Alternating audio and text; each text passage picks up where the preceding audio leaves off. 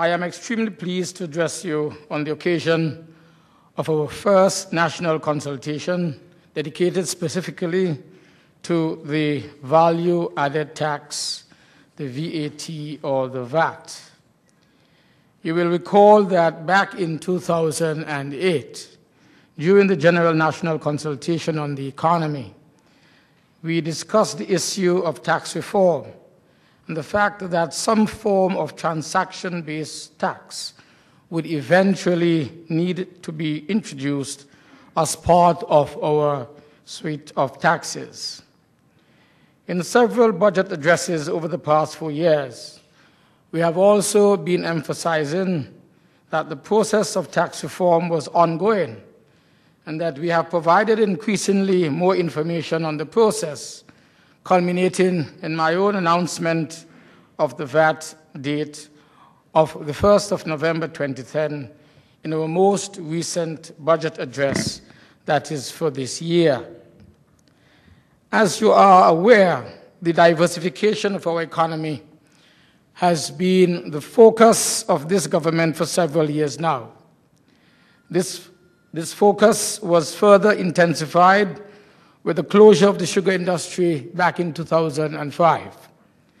As we continue to transform the base of the economy from one heavily dependent on sugar production to one predominantly based on services, the tax structure must be adjusted in order to ensure continued efficiency and equity.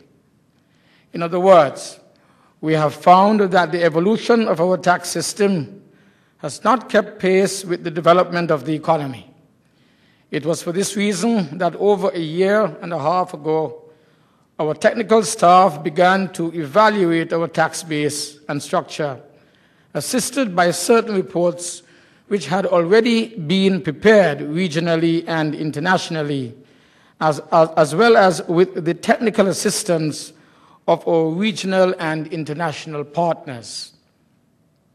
Chief among the reports that we studied was the report prepared by the ECCU Tax Reform and Administration Commission, which made the recommendation for the introduction of VAT in the currency union area.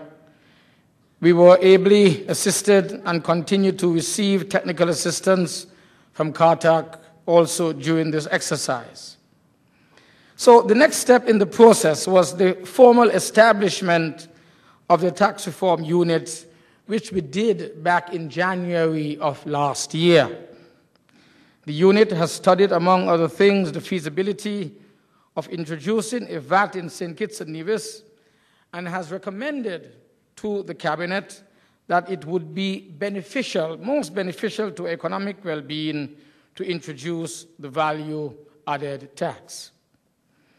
As we are all aware, the value-added tax is similar to a sales tax. It is a tax on the estimated market value that is added to a product or material at each stage of the manufacturing or production process. In principle, VAT applies to all provisions of goods and services.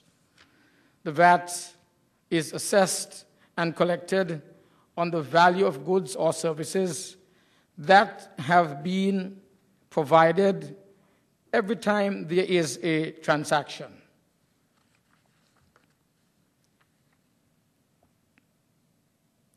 The seller charges VAT to the buyer, and the seller pays this VAT to the government. Some critics of the VAT argue that it is a regressive tax, meaning, of course, that the poor pay more as a percentage of their income than the rich. However, the value-added tax is, in fact, a proportional tax in that people with higher income pay more at the same rate that they actually consume more. What we really need to consider is the preservation of the overall progressive nature of total taxes on individuals by the institution of a properly designed system of direct transfer payments to lower income groups, resulting, of course, in lower tax burdens on the poor. This is one of the principal reasons for the need to improve our system of taxation so that we may be able to provide the services that government is mandated to provide and to protect the poor and vulnerable in our society. The nature of the VAT can be summarized as follows. 1,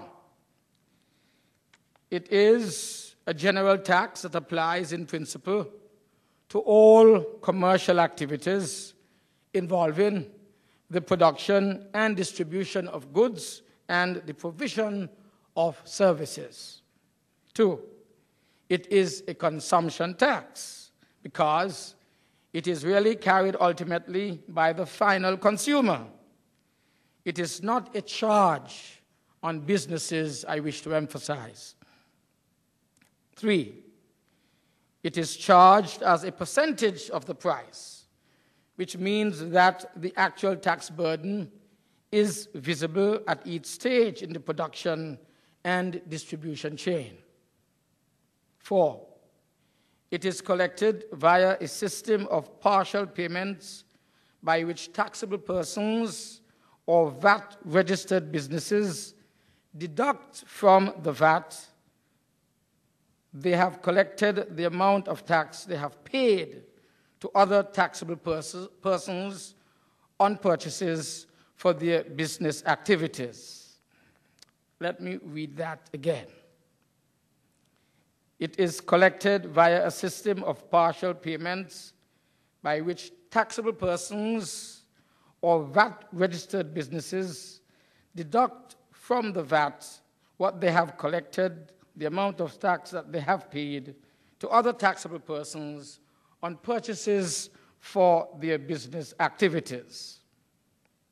5, it is paid to the Inland Revenue Department by the seller of the goods or services, who is referred to as the taxable person, but it is actually paid by the buyer to the seller as part of the price. 6, it is therefore an indirect tax.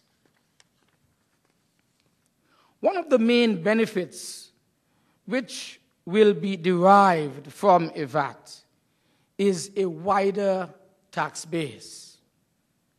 This would greatly enhance equity in the system, since instead of depending on a few entities to carry the tax burden, it would now be spread over a larger number of entities, therefore eventually lessening the liability of those few taxpayers.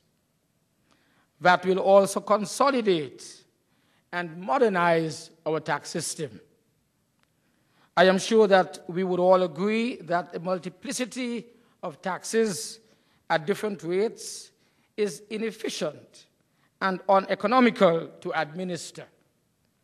The move to VAT would eliminate several taxes as outlined in the VAT white paper that has been distributed. Another advantage of going along the VAT path is that more than 150 countries, as Janet has said a while ago, more than 150 countries have traveled this road before us. The more examples that we have to follow, the less would be the likelihood of making serious mistakes. Having several alternative VAT laws and experiences to start from makes it easier to devise a system to suit our particular circumstances. In addition, there is clear evidence that the VAT in many countries is generating buoyant revenues, and therefore this is a very desirable feature of the tax for us here in St. Kitts and Nevis.